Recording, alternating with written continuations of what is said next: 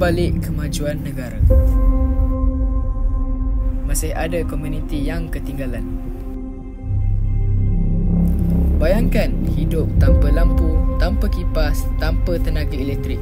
Itulah realiti harian bagi setengah penduduk di kawasan pendalaman. Tenaga solar tak cukup stabil. Generator diesel mahal dan mencemarkan. Apa pilihan mereka? Di sinilah bermulanya keperluan untuk satu solusi. Solusi mampan, bersih dan berterusan. Memperkenalkan.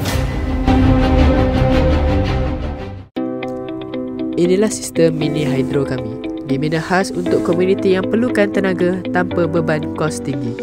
Mereka bentuknya ringkas tapi berfungsi penuh. Turbin kecil ini dipasang di kawasan air yang stabil, mengubah tenaga air kepada elektrik.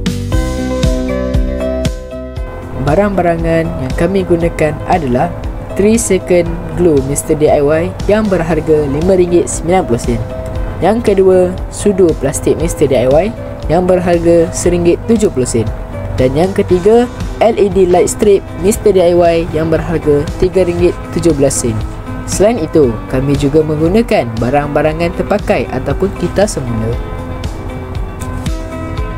Dengan menggunakan produk-produk dari Mr. DIY, kami yakin ciptaan ini akan menjadi salah satu solusi buat masalah yang sedang dihadapi dan berjaya memberi impak kepada seluruh dunia. Sekian, terima kasih.